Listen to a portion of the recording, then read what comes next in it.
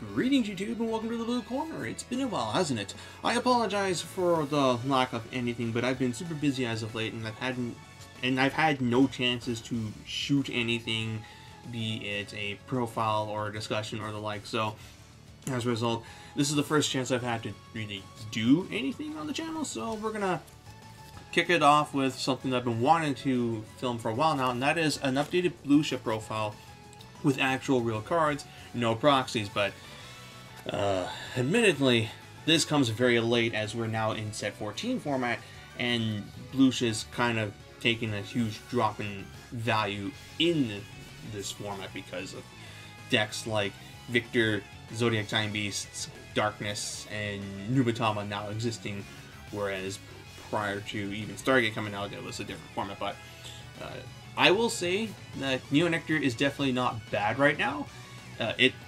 It's definitely not going to see as much play as before, but it's still something you should respect just because of what Bloom can do on a good day. And there are those decks where it will utterly decimate because of its ability to just hit high numbers with crits, and subsequently it's improves consistency. So yeah, with that being said, I'll show you guys what I'm playing right now, and yeah, just maybe talk about some things along the way. Like, it's pretty much the same list as I showed before, just not proxied. I don't think I've really made any changes to the main deck, so I'll just give my comments on some stuff I've liked so far. So for the Forerunner, I'm still playing Broccolini, Musketeer, Kira, as all the other starters suck. Elmi, as good as it is, in theory, just simply gets killed before you actually get it off, so we aren't about that life. Whereas this card actually gets out of dodge before Chaos can lock it and Kagero can retire it, and it can fetch you a much needed grade 3, which is great for this deck in particular because Ines is a combo piece on rearguard, and Bluesha is of course your main Vanguard ride. Azu allows you to get a random draw, but that's really all that it's good for. Then for the grade 3s, I am of course running the 4 Bluesha. If you're not on this, you're losing. And then for the backup grade 3 for Ines, it sucks to ride this thing as a Vanguard. It's not a complete death sentence like before, but it still sucks. And this thing is absolutely amazing on rearguard, whereas Searing Heart Ahsha is a terrible rearguard, and I just don't like the fact that once I'm on Bluesha, it does nothing in hand. And as far as Searing Heart allowing you to play around your bad matchups like with Dora, truth be told, you don't really need it for that. We have G-Guards that allow us to call down cards on our opponent's turn to get around Godora's column lock, and truth be told also, if you're on Searing Heart, they can just start Optorandus locking you and you feel sad. So just run these grade 3s. 8 Osh is bad, just don't do it. Then for the grade 2s, you have 4 copies of Kara, 4 copies of your other thing to call off of Wilhelmina in a battle phase. The notable ones are, of course, Greenshot Elf and I forget its name, but it's the common from this set, Lip Set, which allows you to buff your row by 4k, and if you have a grade 4 in the G zone, you can also give that row boost. That's pretty solid too. And then after that, your other options are just not as good. Charl, I've just never really liked, and Anelma doesn't give you as much buffs, and it also requires you to be on a Renaissance Vanguard to get the buffs, which, if God help you ride this, means that it does absolutely nothing. And then, rounding it out, we have our 3 copies of Thuria. You still run this thing. Like, I've seen people say, why are you running Thuria? You don't need to run it. Then you're terrible or something, because the card's still really strong in this deck. Then for the grade 1s, 4 Lilica PGs. Don't play Tyranny. I swear to God, that thing is a trap for bad players, because while it's tempting to use Tyranny because you can get back your combo pieces or you can get a PG off the PG, the thing is, in order to get your Tyrannies off of Tyranny, you need to have used 3 Tyrannies by that point. And first off, that requires you to have actually hit 3 Tyrannies prior to that. So you're either hard drawing them or using Ines to get them. But if you're playing Tyranny, you can't really play Ines because Tyranny can only be used on Renaissance Vanguards. So there goes that problem. And secondly, yes, you could get a Tyranny off of Tyranny and therefore get more PG uses, or you could subsequently just pull Lilica straight out of the deck, bounce from the hand, and you have immediate access to 2 to 3 perfect guards on your first stride, depending on what your G-Zone situation is like. And you can also recycle these through the effects of Blucia, Rainbow Cycle Dragon, Inverno, and I don't know, some other. Oh, there's one other strat I'm doing that does the same thing, and you can get them back onto play through the effects of Inverno or Blucia once again. Like, I've actually used 6 to 7 of these in a long grindy game because of my ability to just keep cycling them back. Seriously, Liliga is your best PG. Run it instead of Tyranny. Then 4 Stride Fodders, 4 Diane, and 2 Leslie. That's it for the grade 1s. As for the triggers, this is the same lineup as before. I am running 8 crits, don't play 12. This deck has no early game, so draw triggers really help you in getting out of that. And then, lastly, 4 heals.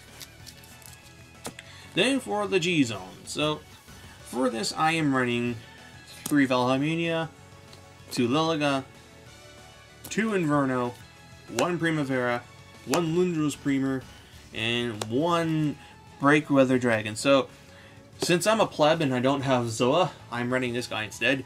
And his skill is when he returns to G-Zone from Vanguard, you can choose up to 5 normal units from your field or drop zone with different names, shuffle them into the deck.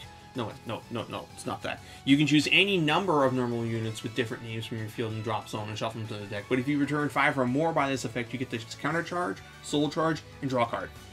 Or I think is you draw a card, then counter charge, soul charge. Yes, so this is a stride you can actually go into if your opponent damage denies you, as you can just shuffle back things like your combo pieces, your 1 crit because it's treated as a normal unit, and then you get to refund your resources and also build up a hand. You could also run Multivitamin Dragon in this slot. That's also a thing, but I do like this guy's ability to potentially net me a plus, but also shuffle resources back in. I also have to deal with a lot of Link Joker in my area, so having strides like these, which allow me to just keep resources in my deck so that I can try to last them out is a thing, but truth be told, trying to survive Deluge with close multiple turns in a row is just really difficult.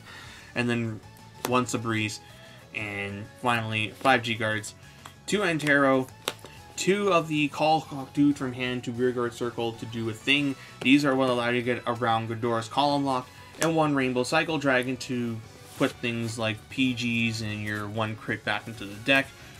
This is what allows you to just reuse many of your cards. And that's the deck in a nutshell. As I've alluded to before, Blucia is not in a bad place right now. It's just the format's shifting to a point where it's going to be a bit more difficult to compete, as we're starting to see more early game oriented decks coming back into the fold, and Blucia doesn't really have much of an early game, if not at all.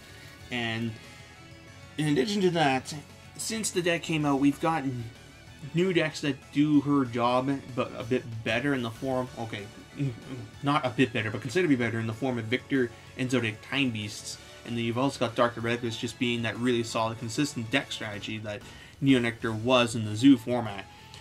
But that being said, though, this deck is still a lot better than some other decks that are out there, such as Thavas, as she does its job, but better in the form of being able to field a board of resist units, maintain a good amount of consistency, and just have some kill plays out of the wazoo. And what else can I really say? So, like, yeah, position-wise in the format, Neo Nectar is pretty much low tier 1, probably pushed down to tier 2. Tier 1.5 does not exist. Let's get that one out of the way. And yeah, it will probably see a considerable less amount of play than before, but it's still a deck you do need to respect, much like Thavas, as it can still kill you on a given time. And yeah, this is a far cry from where this deck was coming into Cardfight Vanguard G, where it was pretty much regarded as one of the worst clans in the game. Now, being a main character clan definitely goes a long way, but it took a long time for Neo Nectar to get to that point, whereas unlike Royal Paladins and your Chronicle, this was not immediately good coming out of the gate. Like, Bushiroad had to work to make Neo Nectar good. But this is where we're at, and I'm very curious to see what will happen to Neo Nectar once the new series starts, as it will probably not be main character. As a result, it will probably see one set of support for every season, and it is now on Bushiroad to make things work with just that one set as opposed to always having 2 sets of support. And yeah, that's all I really got to say about that. So long story short, if you were someone who picked up Neo Nectar going into Cardfight Vanguard G, you have been rewarded with a really solid deck, and I'm very, very curious to see where things will go from here. And that's all I really got to say. So until the next time Neo Nectar gets support, that's all I've got to say. And thank you all for watching. And until next time, this is Boost39, jacking out.